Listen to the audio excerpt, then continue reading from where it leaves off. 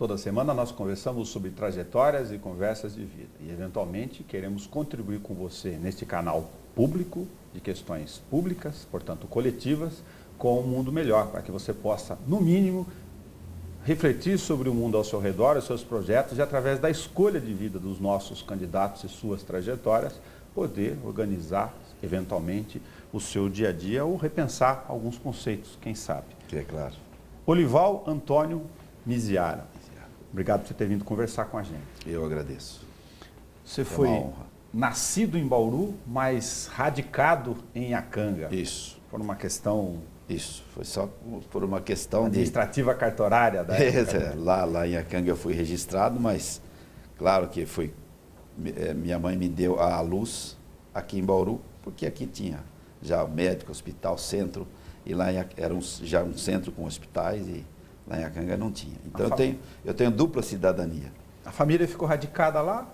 Até 66. Meu pai foi para lá 50, eu nasci em 54.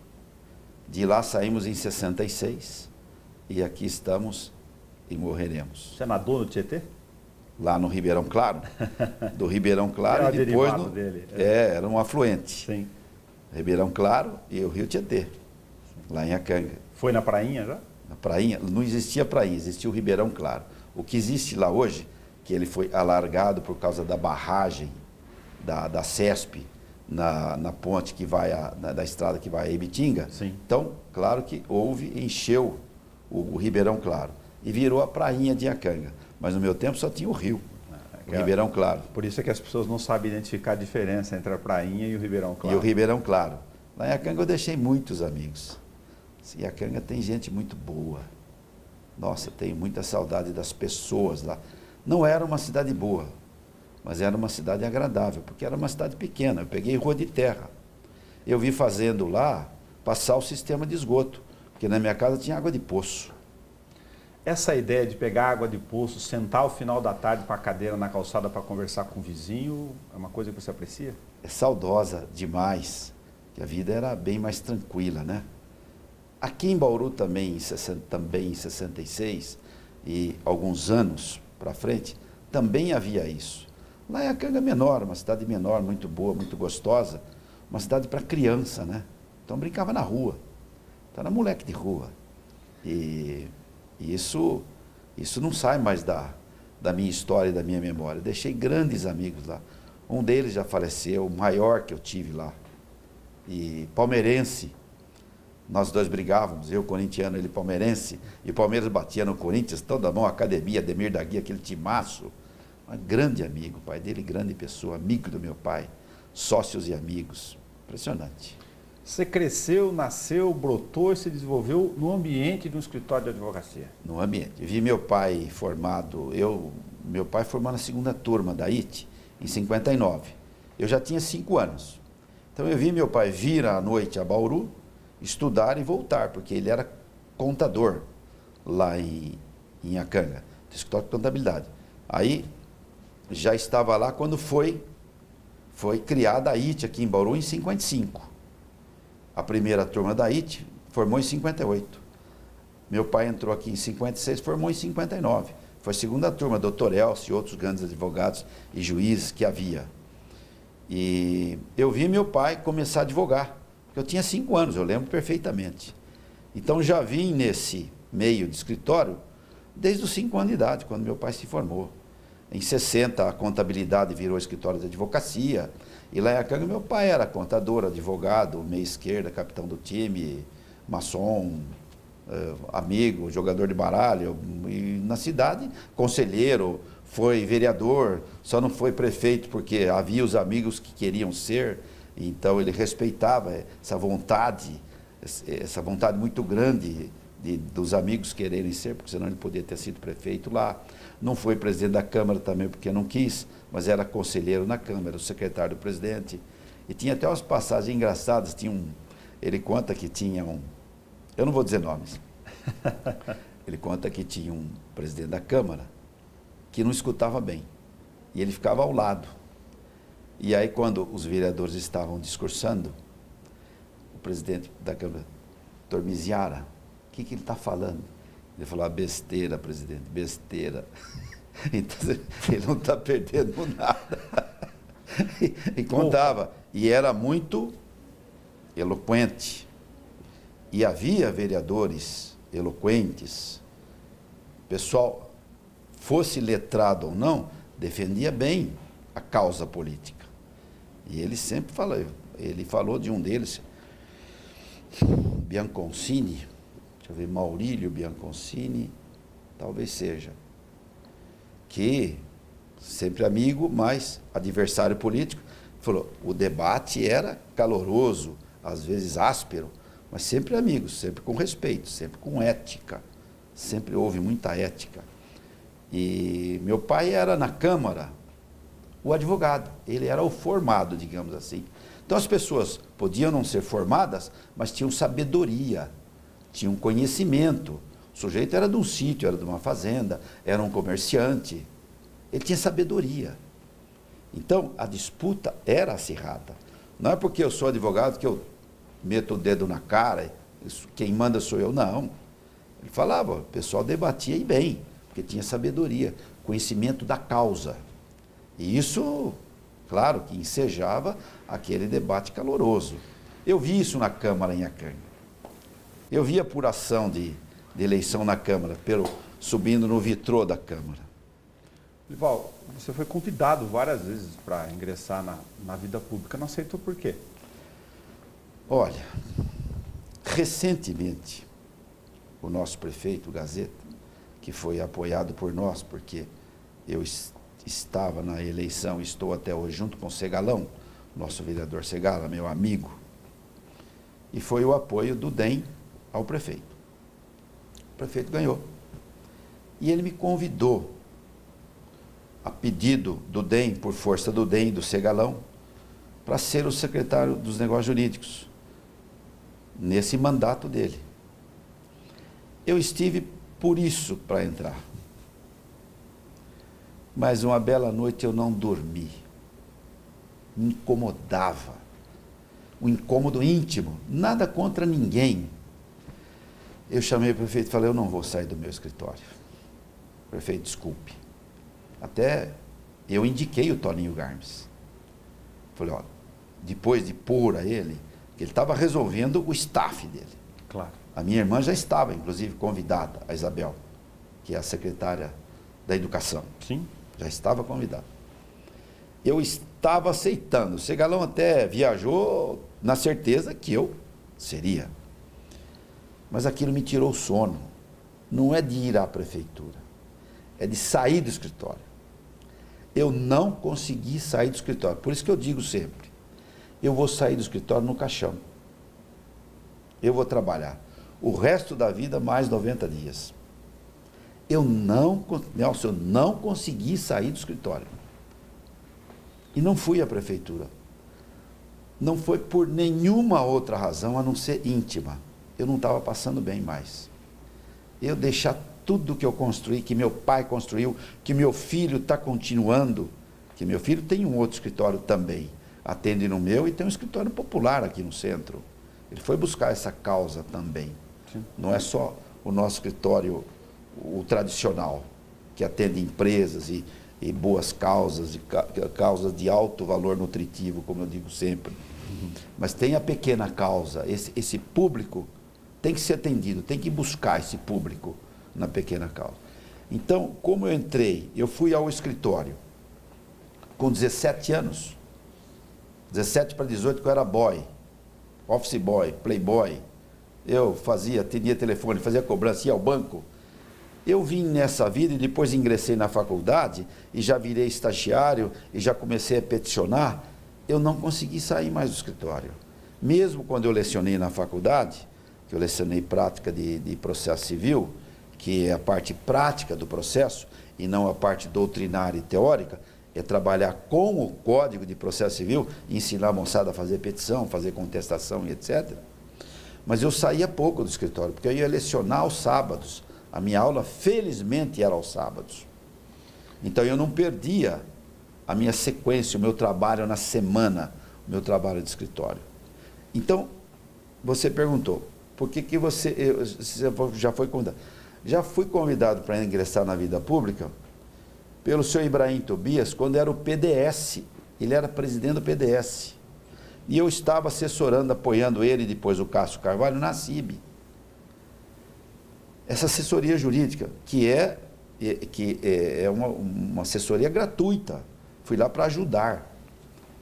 E ele convidou. Falei, sai para vereador. Em 88, meu pai estava vivo ainda, meu pai morreu em 89. E eu estava na política da OAB, onde eu fui eleito vice-presidente da OAB em 89. Em 88, 89. Quando meu pai faleceu, eu me afastei da OAB, porque o meu escritório, o meu que eu já desenvolvia e o do meu pai caiu no colo. Consumia todo o tempo. Absorve. O escritório absorve muito. Se quiser fazer um bom trabalho, se quiser escrever seriamente, a causa é difícil. O debate do outro lado tem contra-razões. Não é brincadeira.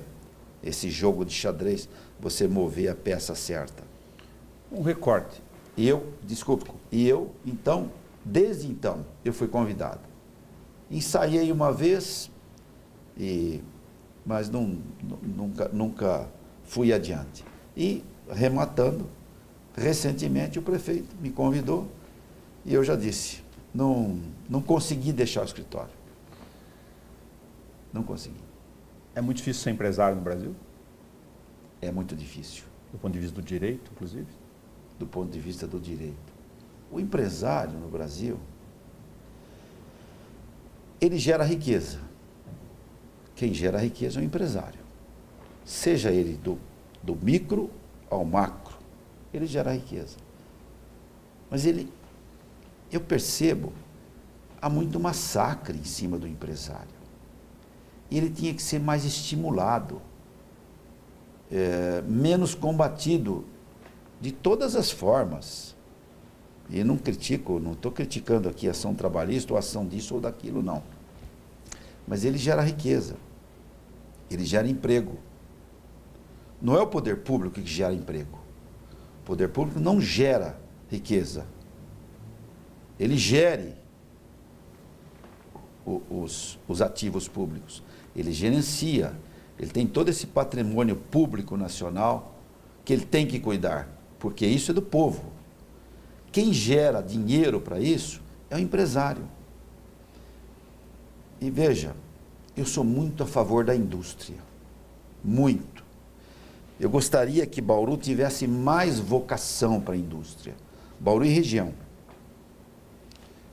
Porque a indústria, eu enxergo assim, há duas fontes primárias de riqueza. Primárias. As demais são subsidiárias. As duas primárias, a natural e a industrial. São os dois pilares. A natural gera riqueza, o trabalho na sua produção tem o minério de ferro, tem a soja, tem o gado e tudo mais que nós sabemos. E a industrial vai buscar na natureza e transforma. Agregar valor. Então, a fonte de riqueza é a industrial, porque ela vai buscar lá o algodão para fazer a camisa, a roupa, tá certo?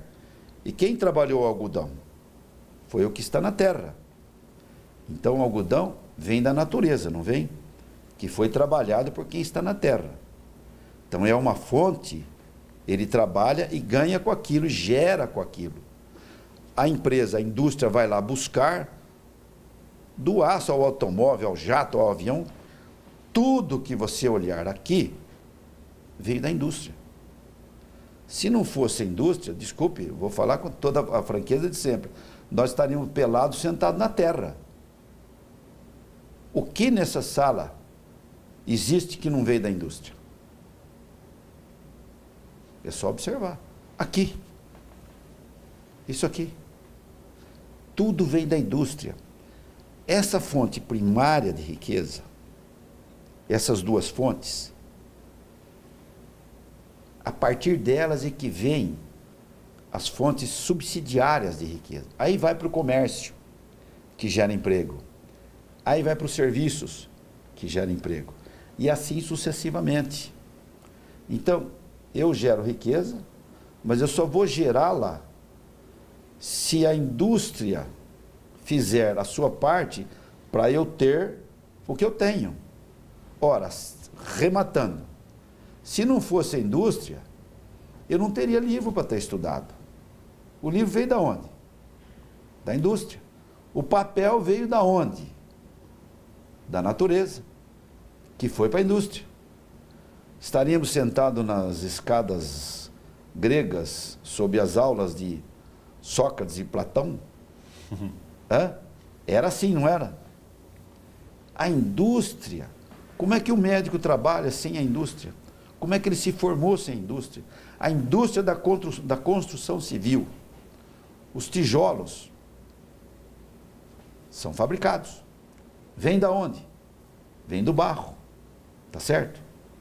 Então vai buscar a natureza e a indústria industrializa. Por isso que eu chamo as duas fontes primárias de geração de riqueza. As demais são subsidiárias.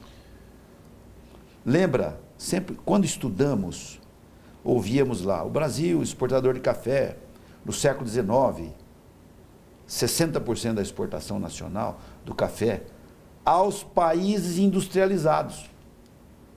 Ia para a Europa, não é? Então nós sempre ouvimos falar, na escola aprendemos, os países industrializados. Puxa vida, nós temos que ser industrializados. Pois nós temos, o continente americano, da Patagônia ao Alasca, é o melhor do planeta. Nós temos tudo. Nós temos tudo, da Patagônia ao Alasca, tudo. Nós que devemos industrializar, e não a China. Desculpe o chinês, não tenho nada contra. Eles estão certos. Eles investiram na educação e estão investindo na indústria. E nós que devemos industrializar. A indústria tem que vir aqui. Eu preciso do aço seu. Você põe a indústria aqui, para gerar emprego e riqueza para os meus. Tá certo? Em 1992, eu fui levar pela primeira vez meus filhos à Disney. Comprei lá na Disney World, na loja do Mickey, um Mickey, escrito Made in China. 92, eu falei, isso não vai dar certo. 92, lembro até hoje. Então, como nós temos tudo, o continente americano, não é o Brasil só não, da Patagônia ao Alasca, tem tudo. Na minha opinião, é a melhor faixa de terra do planeta. Tem que ter indústria aqui. Bauru, voltando a Bauru, eu gostaria que Bauru desenvolvesse mais a vocação da indústria para gerar riqueza. Porque depois que ela gerar, o comércio distribui, o shopping vai bem, a loja vai bem, o bar vai bem, o barbeiro, vai todo mundo bem. Porque você gera riqueza, vende para fora e vem dinheiro para nós. Deixa eu pegar aliás, separei dois aqui, recortes, uma visão jurídica tua para compartilhar conosco. Um julgamento de um cidadão conhecidíssimo, recente. Sim. Ele pulverizou nas redes sociais com um raciocínio leigo, de que foi julgado do ponto de vista seletivo ou não. Sim. Vamos esquecer o cidadão, falar de direito. Sim. Duas correntes foram colocadas nisso, de que os novos juízes dos tribunais brasileiros estão julgando causas como essas de grande demanda pública, baseada numa corrente do direito anglo-saxão, que a prova não está ali necessariamente. Eu não preciso provar que sou dono de um apartamento, desde que eu consiga indícios, elementos, o caseiro, o porteiro, que você pagou a empregada, que você arrumou o armário, que você fez um contrato de gaveta eventualmente, para chegar à conclusão de que aquele imóvel é seu. E você tem culpa. E aí você liga isso com a tua prova central. Ok. O que você acha desse tipo de linha de raciocínio para julgamento? Olha, veja bem, eu sempre disse o seguinte, os indícios fortes ajudam no contexto, no conjunto probatório, para levarem a uma decisão. Agora, as pessoas não podem exigir, vou abrir o exemplo, não podem exigir com esse rigor que a vítima de homicídio saia do cemitério e fala foi ele. E parece que as pessoas que não conhecem o contexto do processo, o todo probatório, a complexidade do processo, querem que a vítima de homicídio saia do cemitério e aponte. Porque se não conseguir essa prova, ele não pode ser condenado. Então, há muitos meios de provas. A testemunhal, hoje a delação premiada, o delator, ele participou, ele seria até coautor, mas foi criada uma lei com esse fim. Ela é legítima, ele colabora com a justiça, ela só não. Há outros elementos, há indícios. E, claro que o acusado, ele não vai confessar, ele vai se defender. Então, as pessoas que não conhecem processo, falam que não há provas. Não. O juiz, para dar uma sentença, ele tem muitos elementos e chega à convicção. Ok, o juiz pode errar? Pode. Aí vai ao tribunal. Uma Câmara do tribunal, aí dependendo da Câmara, a sua composição, mas normalmente 3 juízes, reestudam aquilo tudo e dão o seu veredito também. Ou reformam, ou parcialmente, totalmente, ou confirmam. E não é nós aqui de fora, num processo volumoso, rumoroso, sim, claro, pelas personalidades envolvidas. Mas ele é volumoso, ele é complexo. A defesa falando não, a acusação falando sim. Mas o juiz, ele faz a sua convicção. Ele chega à sua conclusão para editar um veredito. Então, aquilo tem elemento sim. É que estão exigindo que passe recibo. Mas se passar recibo, pegar a escritura no cartório, não precisa daquilo tudo. O processo teria meia dúzia de páginas.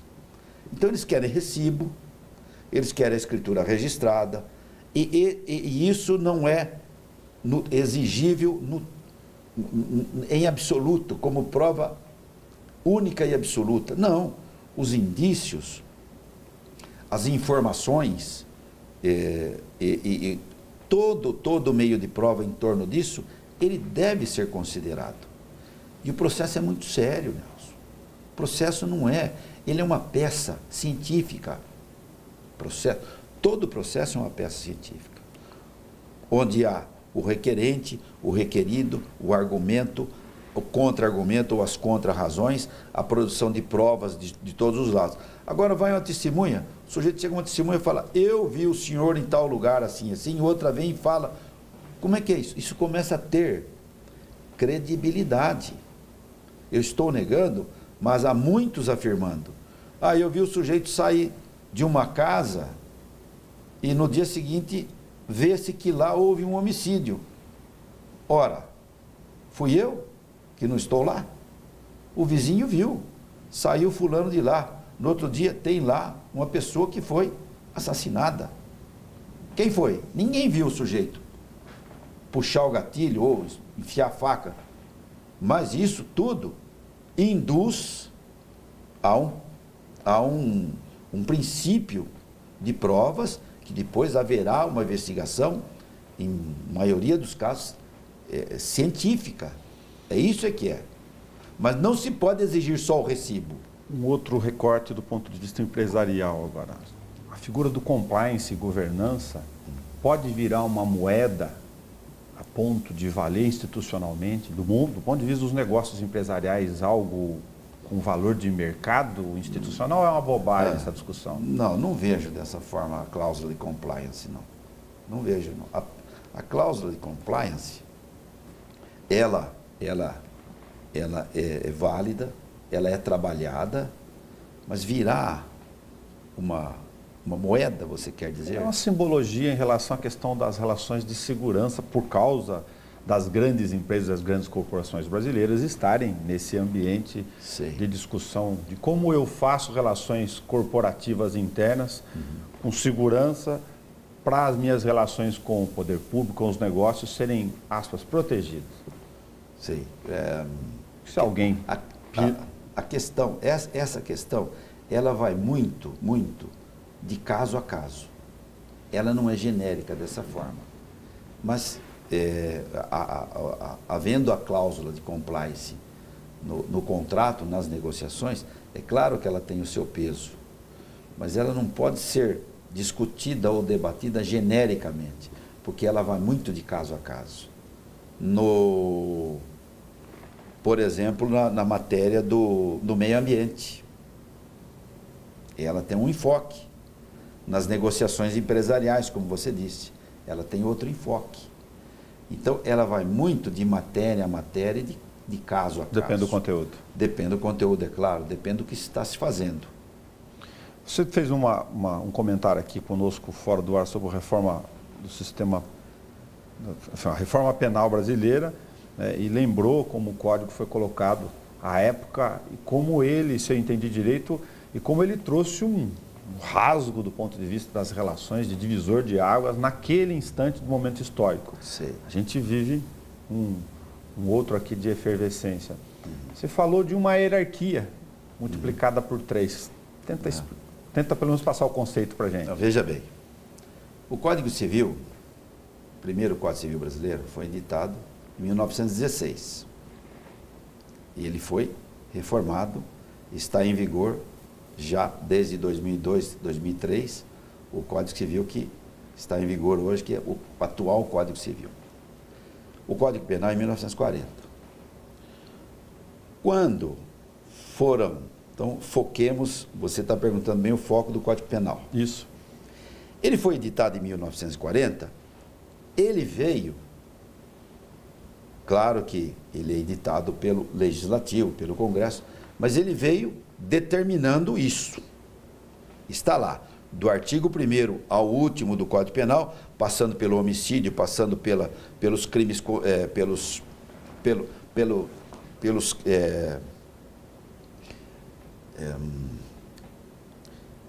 os crimes de abuso sexual, pela difamação, pela injúria, pela calúnia e pela lesão corporal, passando por todos lá capitulados, ele veio estipulado dessa forma. Por homicídio, homicídio doloso, no artigo, no caput, 12 a 30. Então, as penas editadas no Código Penal em 1940 vieram e entraram em vigor. Está assim. Hoje eu vejo que reclama-se muito que o nosso Código Penal, suas penas seriam brandas, que elas teriam que ser aumentadas, a sociedade teria que ser mais rigorosa com quem pratica o crime, com o criminoso. Então, nós estávamos conversando, eu disse para você e repito, o tema é muito polêmico no que eu vou falar, mas eu vejo assim, se queremos que a nossa lei seja rigorosa e para que não haja injustiça ou desequilíbrio, uma pena foi aumentada e outra não, eu coloco de uma maneira muito simples e muito objetiva. Você edita uma lei federal, que na hierarquia das leis, abaixo da Constituição, vem a lei federal, depois vem a lei estadual, depois vem a lei municipal, há uma hierarquia das leis. Você edita uma lei federal, abarcando na mesma todas as leis penais, porque o Código Penal é uma lei federal penal. A Lei Maria da Penha é outra lei federal com suas penas, e assim sucessivamente. Até no Código de Trânsito Brasileiro regula-se lá o processo crime em razão de um acidente de trânsito, por exemplo, com vítima fatal. Dali sai o homicídio culposo. Você faz a defesa também em cima daquele fato delituoso. Então eu falo de uma forma assim, que é polêmica, porém, estou colocando de uma forma muito simples. Se querem resolver e não ficar, perdemos muito tempo porque fazer uma reforma de tudo que há no Brasil, eu vejo hoje como quase impossível, porque isso vai demorar décadas, como já sabemos que houve demora de décadas. Uma lei federal editando, abarcando todas as leis penais, todas, e triplicando as mesmas. É uma forma muito simplista. De um mês, a mínima de um mês vai para 3. A mínima de um ano vai para 3 anos. A máxima de 30 vai para 90. Não fica uma lei com menos pena, com menos tempo. Todas as leis, todas as penas triplicadas. Aí vai, tem, claro que tem os benefícios no cumprimento da pena. Esse você não mexe, porque é muito difícil você tirar benefícios. É muito difícil. Você teria que mexer artigo por artigo, caso por caso. Eu estou falando uma forma assim. Nunca coloquei isso publicamente. Estou colocando com você. Nunca coloquei isso fora do escritório, mas é uma forma que eu vejo e penso de você atender esse clamor popular que a nossa legislação ela é branda, ela é complacente, que o sujeito sai em 2, ele pegou 6 anos em 2, ele está fora da cadeia. Então, eu coloco aqui com muita franqueza, com muita coragem, porque eu sei que o tema é polemicíssimo. Multiplica tudo por 3. O que há de... Pega toda a legislação que prevê crimes no Brasil, toda, sem exceção. Capitula nos artigos ali, que são objetivos, e multiplica por 3. De um mês vai para 3 meses, de um ano vai para 3 anos, de 4 anos vai para 12, de 30 vai para 90. Eu acho que assim dá para entender perfeitamente. E o juiz, ao aplicar, ele aplica a lei, combinada com outra lei, era um mês, virou 3. É uma forma de multiplicar, de ser mais rigoroso. O nosso povo está exigindo uma lei mais rigorosa. Não sou eu que estou exigindo. Eu nem trabalho com processo penal. Eu trabalho com processo civil. Mas o nosso povo está exigindo um rigor legal na parte penal. Ele está exigindo. Ele não aceita mais. O sujeito... Tem aqueles crimes que toma conta da mídia, né? A fulana matou a mãe e sai no Dia das Mães. Aí já entra numa parte de os benefícios legais. Mas o povo não se conforma.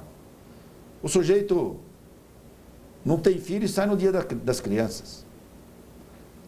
Então, isso deve ser revisto. Mas voltemos. A pena que o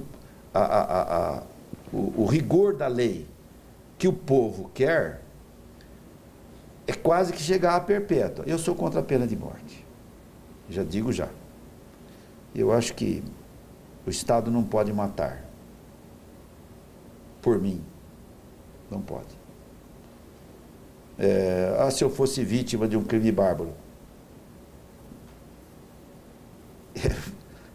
Não sei se eu reagiria a ponto. Mas o Estado não pode matar pela sociedade. Mas eu sou a favor da perpétua. O que você pensa sobre armas? Eu não gosto de armas. Eu não gosto de armas. Eu sei que há muitos pró e muitos contra. Eu não gosto de arma, porque a arma é feita para matar. E o nosso planeta, ele precisa subir um pouco na sua esfera espiritual.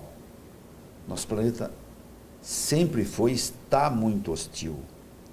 E quando se faz uma arma, é para matar. E não é só para caça, não é só para comer. É para se defender, eu sei que é só para... Mas eu penso, o planeta que eu penso não existe. Se não tivesse arma alguma, ele não me mataria e eu não o mataria. Talvez fosse assim. O homem pré-histórico matou com uma lança de madeira. Então, Eu, em princípio, sou contra a arma. Eu sei que o tema também é polemicíssimo, há os pró e há os contra, sei disso, mas eu não tenho arma. Olival, qual é o teu dia, do teu espaço, do teu tempo, que você não quer saber de processo civil, que você quer saber de você? Eu tenho o que eu chamo a minha White Friday. Existe a Black Friday no comércio, eu tenho a minha White Friday. Sexta-feira eu não vou ao escritório. Muitos amigos e advogados, ô Olival, você não trabalha assim? Eu falo, não trabalho para os outros. Eu trabalho para o meu melhor cliente. Eu atendo o meu melhor cliente, que sou eu mesmo. Eu tenho a coragem de ir ao cinema às 4 da tarde, uma sexta-feira. E não fico com aquele peso do ócio na consciência. É absoluto. Eu vou.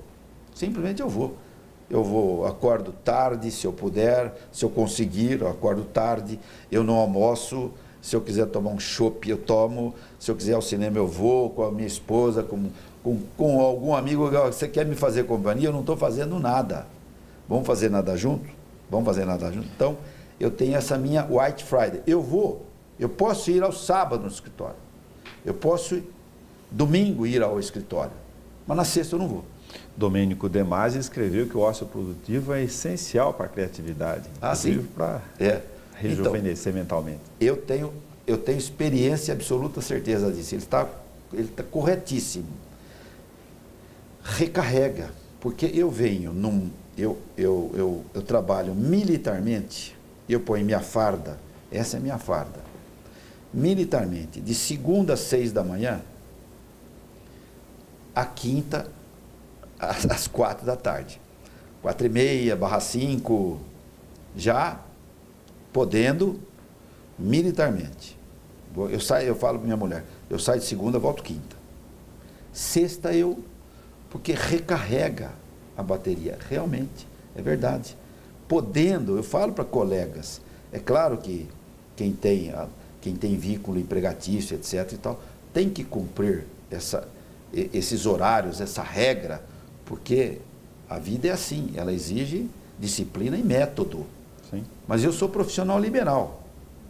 Eu posso não ir, mas muita gente não sabe que eu vou à noite, que eu vou sábado, claro, que eu vou aos domingos, que eu vou no feriado eu vou ao escritório, precisando eu vou, mas podendo eu mantenho a minha White Friday.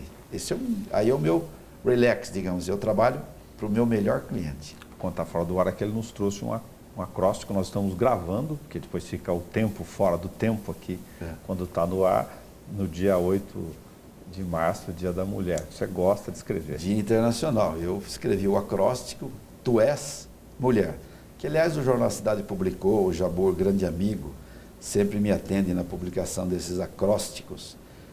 E hoje é aniversário do meu pai. Meu pai nasceu Seu Antônio. Isso, Antônio José Miziara. Ele nasceu dia 8 de março de 29. E meu pai morreu muito cedo. Aliás, uma das razões do meu White Friday foi essa. Eu tomei um susto. Meu pai teve um infarto com 60 anos num domingo à noite. Caiu duro. Caiu duro. Porque a bateria dele não aguentou. Não é só colesterol e gordura que vai ao coração, não. A cabeça. Cabeça, estresse. Mata qualquer um. Ninguém aguenta. Meu pai nunca tinha tomado uma aspirina. Os amigos falavam que ele tinha uma saúde insuportável. A cabeça descarrega. Descarrega num aneurisma. Dr. Lartel, meu amigo Lartel Fassoni, falei, Lartel, meu pai, isso faz 29 anos. Foi em 89. Faz 29. Meu pai estaria completando hoje 89. Ele morreu com 60. Eu falei, Lartel, eu não estou entendendo. Ele falou, Olival, não é só colesterol entupir o coração, se não desentupir vai ter infarto, vai morrer, que o coração também se defende. Os médicos é que entendem as ligações periféricas, ou sei lá o que, não me interessa. Falou, a cabeça mata mais que o coração. O Laertel me falou isso há muitos anos. Nunca mais esqueci. A cabeça mata mais que o coração. Então foi essa a razão desse meu, eu podendo fazer esse meu White Friday. Faz bem.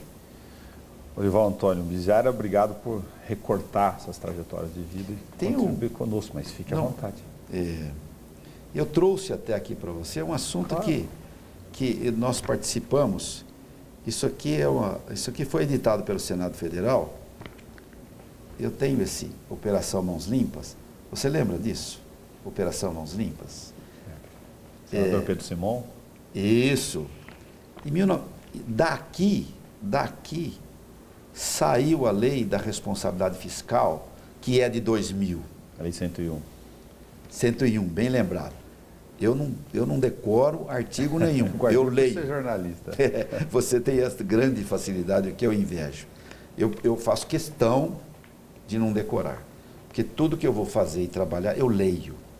Sim. Ah, está no artigo tal, ele fala assim mais ou menos. Não tem mais ou menos. Tem que ir lá. Valer. É ao pé da letra. E ainda assim, dá interpretações. O direito é assim. Claro. Então, em 96, 97, quando vieram ao Brasil os magistrados italianos, e eles foram trazidos por um amigo meu de São Paulo, Carlos Eduardo de Ataíde Buono, que era procurador de justiça, ou seja, o grau máximo da carreira de promotor de justiça. Ele, juntamente com outro procurador e eles, meus amigos, trouxeram os magistrados italianos. Inclusive, nós os trouxemos a Haiti naquela época, e depois foram a Haiti em Araçatuba, e eu acompanhei a convite deles, esse pessoal. O Flavinho Toledo aqui da Haiti também deu um subsídio para nós, para fazer essa logística de transporte, enfim, contribuiu com jato, com o que mais precisou, porque havia uma verba deles mesmos para trazê-los, e nós conseguimos trazer a Haiti. E quando, no ano seguinte, eles foram levados ao Senado, eu acompanhei também esses dois procuradores, junto com magistrados italianos. E eu vi o debate deles, a exposição deles no Senado, falando da Operação Mãos Limpas na Itália.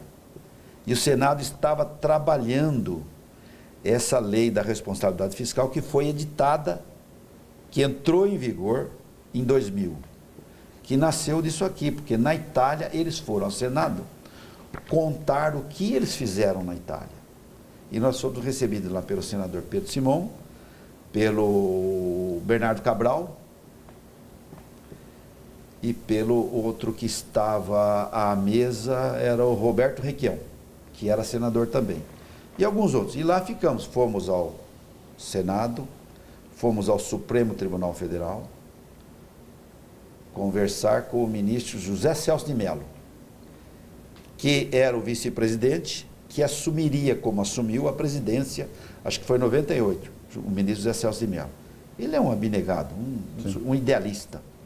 E fomos recebidos lá, e eu acompanhei então essa discussão, que o Pedro Simon, foi a convite do senador Pedro Simon, que fomos a Brasília, e eles continuaram trabalhando na lei da responsabilidade fiscal, que entrou em vigor em 2000. Isso eu nunca falei aqui em Bauru, eu estive perto disso aí, estive perto a convite, por amizade, etc. Não foi trabalho meu. Muito bom você ter ajudado a gente a registrar. De alguma forma eu participei disso.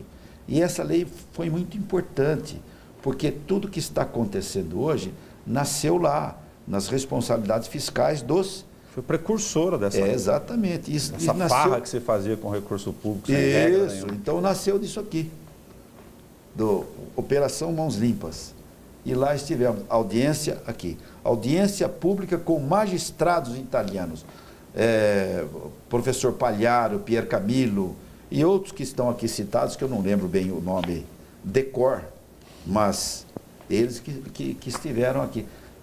Na Itália são chamados magistrados, mas podem ser promotores. Então, há uma denominação, uma nomenclatura toda própria lá no sistema do judiciário italiano. E é isso também que eu participei aí de alguma forma, e nunca falei, nunca divulguei isso, nunca quis pôr isso no meu currículo, digamos assim, para dizer que eu sou o Tués. Não, eu não sou, não sou dessa de eu sou o Tués, ele é. Eu acho que nós devemos fazer as coisas, procurar fazer. Eu não ganhei nada com isso, eu pus dinheiro do bolso, eu viajei por minha conta, eu me hospedei em Brasília por minha conta, o avião eu que paguei, a minha comida eu que paguei, tudo. Mas eu fiz questão de acompanhar para ficar a par disso aí. Claro. Que eu achava muito importante. Mas eu vou registrar aqui então, por uma questão também de registro público histórico. Parabéns pelo trabalho junto com o Carlos, o Célio, a Paola e os outros abnegados em relação ao Instituto da Experiência do Câncer. Nós também conversamos com o Carlos aqui. O Centro do Câncer, você viu, conversou com o Carlos, não é isso? É importante, eu dou muito valor para a entidade beneficente. Eu dou muito valor. Quando o Jabur me convidou para fazer aquela entrevista da semana, isso já faz tempo. Sim. Acho que foi 2008 talvez, hein? Ou 9, 2008 acho, já faz 10. Ele falou, para quem você dá nota 10? Eu falei, para os professores e para os voluntários. Vou dar nota 10 para Jesus Cristo, quem sou eu? Respeito quem o faz, mas não, ele está acima dessa nota. O Jesus Cristo, nosso Senhor está acima dessa nota, muito acima. Mas para quem eu dou nota 10? Eu dou muito valor para o professor. Se não fosse o professor, nós estaríamos na árvore, morando em árvores ainda, ou na caverna.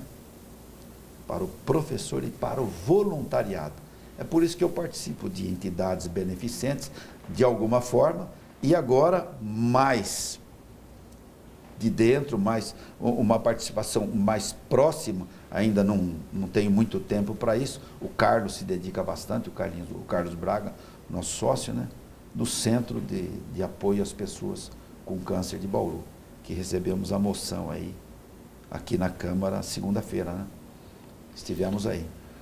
Olival, desculpe me alongar. Imagina. Olival Antônio Biziara, obrigado por fazer esses recortes conosco aqui. Imagina, a honra foi toda minha, muito obrigado. E um abraço a todos.